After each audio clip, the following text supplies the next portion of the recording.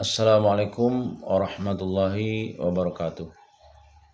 Alhamdulillahirabbil alamin. Allazi nahmadu wa nasta'inu wa nastaghfiruh wa na'udzubillahi min syururi anfusina wa min sayyiati a'malina. May yahdihillahu fala mudhillalah wa may yudlil falan tajida lahu waliyyan mursyida. Asyhadu an la ilaha illallah wa asyhadu anna Muhammadan abduhu wa rasuluhu la nabiyya ba'd. Allahumma shalli wa sallim ala hadzal nabiyil karim wa ala alihi wa ashabi ajmain. Bapak-bapak, ibu-ibu yang saya hormati dan generasi muda yang saya sayangi, baiklah pada kesempatan yang berbahagia ini kita akan melanjutkan pembacaan buku biografi Rasulullah, sebuah studi analitis berdasarkan sumber-sumber yang otentik yang disusun oleh Dr. Mahdi Rizqullah Ahmad, dan insyaallah pada pembacaan kita ini adalah bagian terakhir dari pembacaan kita, kelanjutan dari kepribadian Rasulullah SAW. Rasulullah SAW tertawa jika para sahabat tertawa tentang sesuatu, sehingga tidak jarang beliau juga ikut takjub dengan apa yang dinilai takjub oleh para sahabat.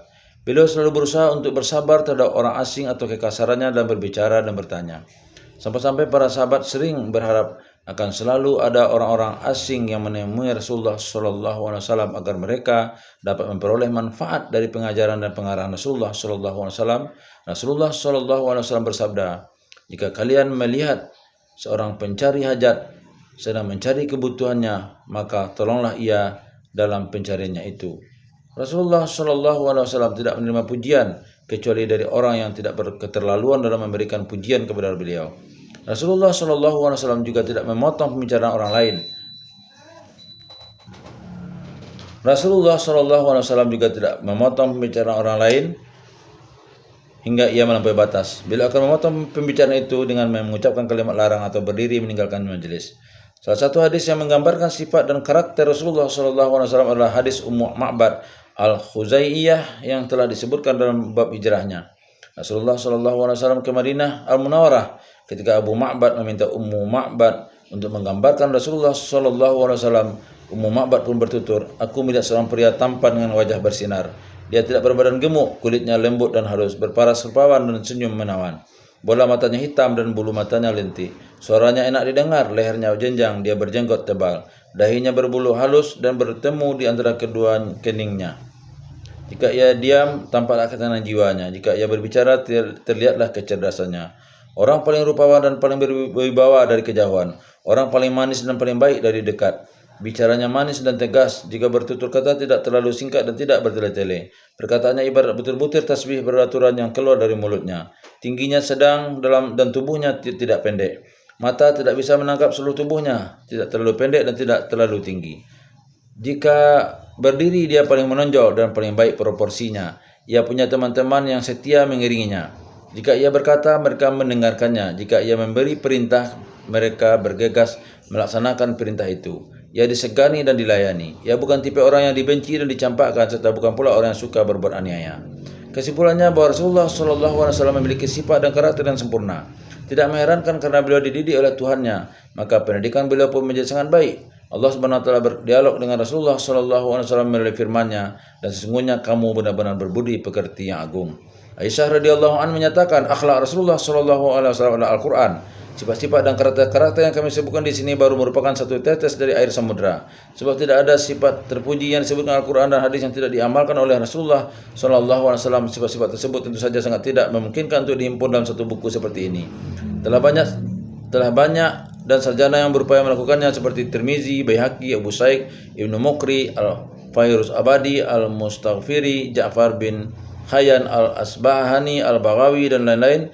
Para ini berusaha menulis karakter dan sifat Rasulullah SAW dalam buku tersendiri yang menghimpun sebagian besar karakter dan kelebihan tersebut. Ibnu Qayyim telah berusaha keras untuk menghitung dan membuat daftar segala hal yang harus diketahui umat Islam dari sosok dan pribadi agung Rasulullah SAW. Para sarjana dan pakar selain Ibnu Qayyim juga banyak yang berbuat serupa. Salah satu karya terbesar dan termahal nilainya tentang karakter dan akhlak Rasulullah SAW adalah apa yang ditulis oleh Husain bin Mas'ud Al-Baghawi dengan judul Al-Anwar fi Syama'il An-Nabi Al-Mukhtar, atau cahaya tentang kesempurnaan Nabi terpilih. Karya ini telah diteliti dan dikomentari oleh Syekh Ibrahim Al-Yaqubi. Buku sudah terbit sepanjang pengetahuan saya dalam 2 jilid dengan jumlah halaman sekitar 800 halaman. Di dalam karya ini penulisnya mengumpulkan 1257 hadis dan warta tradisional yang berkenaan dengan karakter dan sifat terpuji Rasulullah SAW. Sementara Tirmizi contohnya hanya mengumpulkan 400 hadis dan warta tradisional dalam karyanya As-Sama'il. Buku Al-Anwar fi Sama'il An-Nabi Al-Mukhtar merupakan sumber rujukan terpenting dan utama dan upaya untuk mengetahui metode pengambilan karakter dan sifat terpuji dari tempatnya seperti dituturkan langsung oleh penyuntingnya. Adapun Dr. Sami dalam karyanya As-Subul telah mengumpulkan materi yang melimpah dalam masalah ini, akan tetapi karyanya ini masih berbentuk manuskrip yang terpisah-pisah dan belum diteliti serta diedit. Alhamdulillah telah selesai kita pada bab yang terakhir ini membacakan biografi Rasulullah ini, dan tentu saja indeks tentang katakanlah dasar-dasar atau dalil daripada apa yang disampaikan dalam buku ini juga sangat tebal sekali, dan ini mungkin tidak rasanya tidak kita bacakan. Cuman di sini dari halaman 919 sampai kepada halaman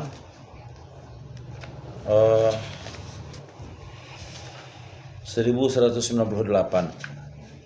919 sampai 1198 setebal ini juga merupakan hampir satu buah buku juga, tapi isinya ini seluruhnya adalah catatan kaki lah istilahnya, catatan kaki yang sangat tebal juga. Mudah-mudahan ini merupakan suatu usaha dari penulis untuk menunjukkan kepada kita semua bahwa buku ini berusaha sekali untuk mempunyai dasar-dasar yang sahih dalam setiap uraiannya, dalam setiap keterangannya, mempunyai catatan kaki yang kita perhatikan di sini hampir dari halaman, tekanlah halaman 1000-an ke halaman 1198. Berarti ada sekitar hampir 200 halaman hanya untuk catatan kaki dari buku ini. Kembali kita ucapkan alhamdulillahirabbil alamin. Semoga apa yang telah kita bacakan dari awal dengan berbagai bagian-bagian sesuai dengan kesempatan kita untuk membacakannya ada manfaatnya kepada kita semuanya. Tentunya terutama kepada saya pribadi yang telah membacakannya, semoga menjadi amal dan mendapatkan ridho Allah Subhanahu wa taala. Tentunya tidak lain tidak bukan adalah agar kita lebih mengenal pribadi Rasulullah, perjuangannya dalam menegakkan Islam, dalam menegakkan dakwah, meneruskan risalah para nabi dan rasul sebelumnya sebagai khatamul anbiya, sebagai penutup para nabi, dan semoga kita sebagai umatnya mengetahui hal-hal yang penting berkenaan dengan perjuangan Rasulullah ataupun teladan-teladan atau pelajaran yang bisa kita ambil dari apa yang telah dicontohkan oleh Rasulullah sallallahu alaihi wasallam. Banyak maaf bila taufik wal hidayah. Assalamualaikum warahmatullahi wabarakatuh.